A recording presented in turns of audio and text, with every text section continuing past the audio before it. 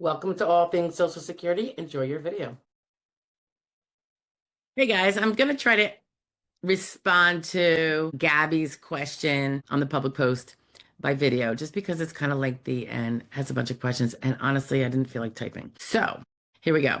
This was a couple days ago. So Gabby, I'm sorry. This is going to be a few days more probably because I don't know when exactly this video will come out. I'll try to get it out in the next few days though. So she says she had her SSI hearing, which I don't know if that really means SSI, if it could be SSD. Sometimes people mix up the verbiage. So it could be SSI, Supplemental Security Income, or it could be she meant Social Security Disability. I don't know which, because people mix up the acronyms all the time. They just made them so similar, right? Okay, so Gabby's 29. Gosh, you're just a baby. Um, just had her hearing a couple days ago. So where are we at? We're at Sunday. So it must have been like Thursday, Wednesday or Thursday in early December, that would be. She says that the vocational expert was asked three hypothetical questions. One, he asked if I can do very light work, nothing related to my main limitations. And the VE listed three jobs. So I think what Gabby's saying is that the judge asked the vocational expert if a person can do light work, not really saying yet that Gabby can do light work, but he's putting out the possibility that he might find that. And that's why it's a hypothetical. It's not Gabby at this point. It's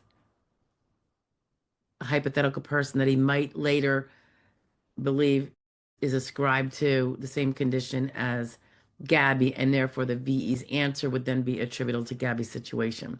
But you don't know that yet at the hearing.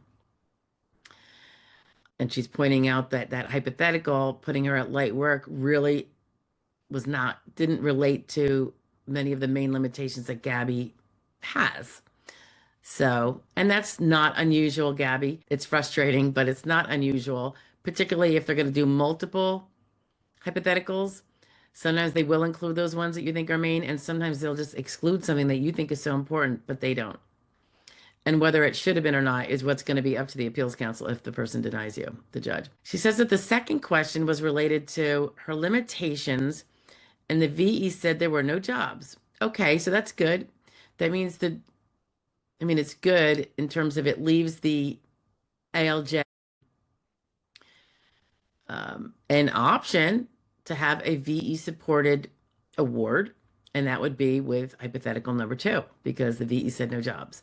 So if the judge ends up aligning you with that hypothetical person number two, then he will find you disabled by and large.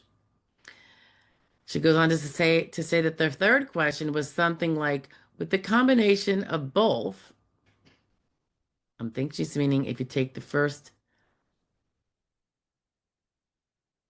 hypothetical, which is light work and none of her main limitations, and then he moved it on where there were limitations. So there were jobs at the first one when her limitations were included, except that she was limited to light work. The second one was it also light? Did he just say, see, it depends, Gabby. Did he say, assuming the same RFC as the first, or all the same, capacity as the first hypothetical, but add these limitations, Mr. VE, are there jobs that hypothetical person number two could do? And he said no. And the three was something like with combination of both. And so I'm not sure, did he ever get into sedentary with you? Or just went into light with no other limitations, light with some additional limitations, but then the third, that just sounds like the same thing you're just saying the third was. Third question was something like with combination of both, VE said there were no jobs. So I have to imagine that there was some sort of difference between two and three, but you're not clarifying what it is here, Gabby. Gabby says, I don't really understand what these mean for me. What is the importance of a vocational witness in the hearing or decision? The vocational witness is the one that knows what the jobs require.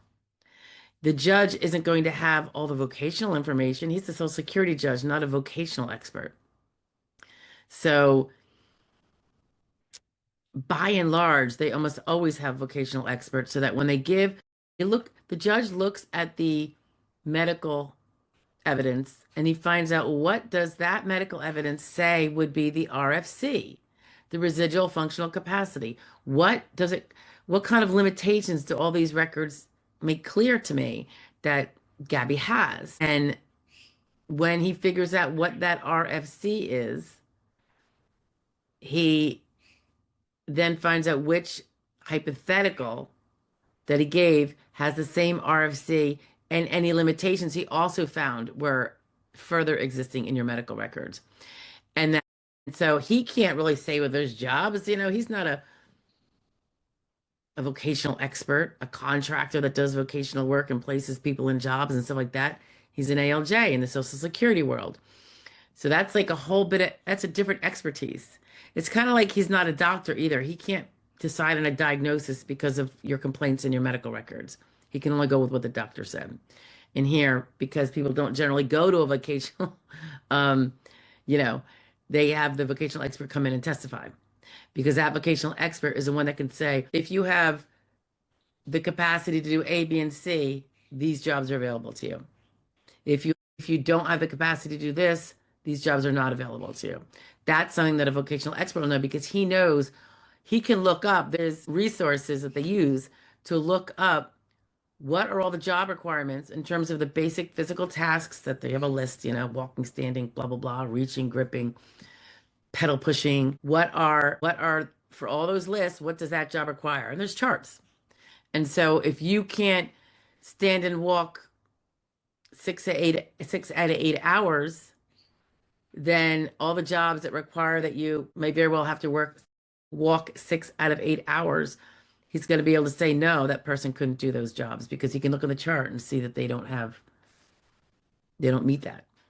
It would be too arduous for you. Okay, so that's why there's a vocational expert because that's his expertise. It's like you got the doctors on the medical side and you got the vocational people on the vocational side. She goes on to say, my judge has a higher approval rating. Well, that's good. Oh, Wilkes-Barre, PA. You're in my neck of the woods, Gabby.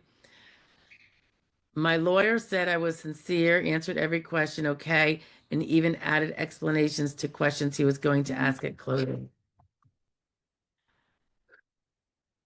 I guess I can't really say if I'm going to win or not.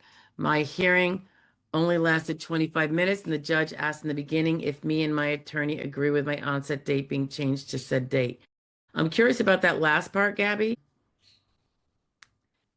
The judge asked in the beginning if me and my attorney agree with my onset date. Did you guys ask? Did you guys ask to change it, or was the judge suggesting you might want to change it?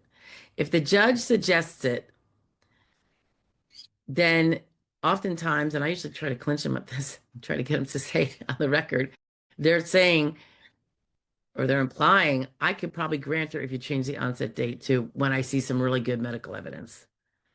So it depends on what else happened in your hearing. I'm curious about which judge you had, because those are all my judges in this local area. So I would definitely say I'm more familiar with them than the rest of the country, even though I do it all over the place. I will also say I do not look up the ratings of the judges. I did that as a newbie. And I used to be like, bah, when I'd see a low rating. Um, and when I started, the ratings were, I think, slightly higher than they are now. They changed up around 2010, 2011 and got much worse, is my understanding. Um, but I don't look it up because I figure I have to do a 100% bang up job regardless of that rating.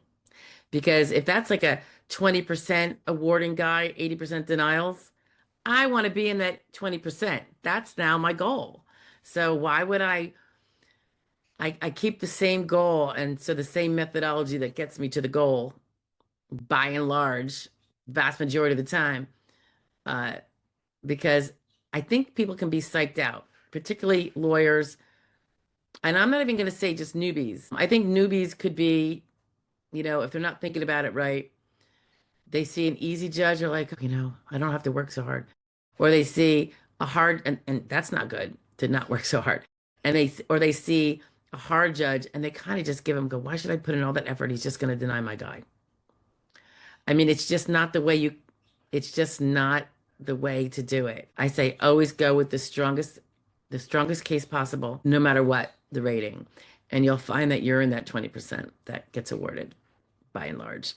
Do the job. Just do the job and don't get psyched out. You know, I think, and like I said, I don't think that's just newbies that would be potentially changing their effort, even subconsciously. It could be an experienced person who's just tired and, so I kind of think you have to just hold yourself to a different standard. So the best way to do that is not even to put that information in front of your face. Don't even give someone the subconscious temptation to look at it and be like, oh, I got an easy judge. I can sit back. Because that's never true.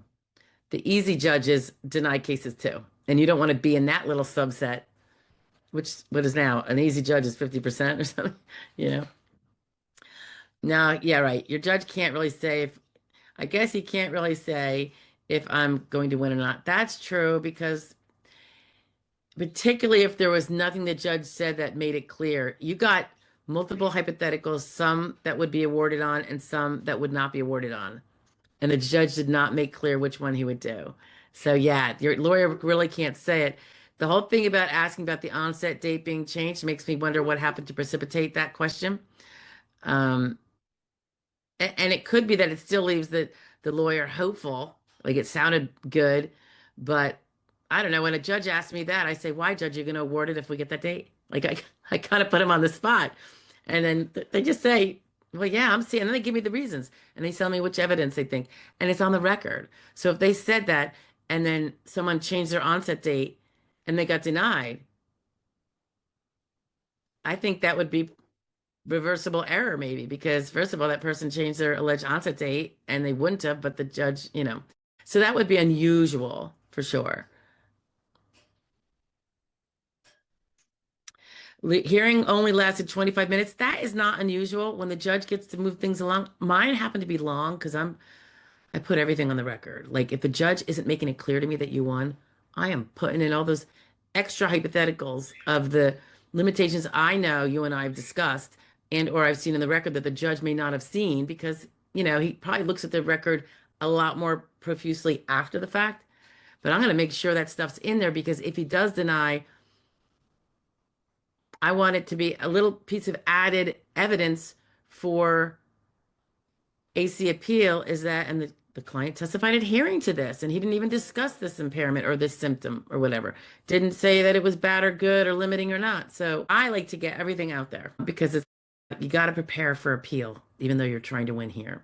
We do that from day one. You're preparing the case as if you're going to hearing, even though you're hoping to God to win on initial or recon. So while you're doing the trying to win on initial or recon, you are making sure at the same time you're setting it up over here. You've got A, B, C, all, kind of getting lined up in case the client needs to use them.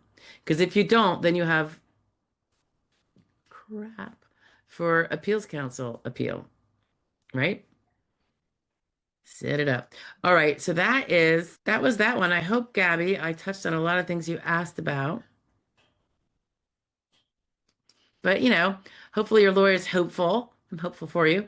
I can't speak to it, don't know your case really. But anyway, fingers crossed for you, Gabby, and thanks for popping in. I hope to see you maybe at a Wednesday live stream. I don't know if you ever show up for those, 1 p.m. Eastern Standard Time. Talk to you later. Bye-bye.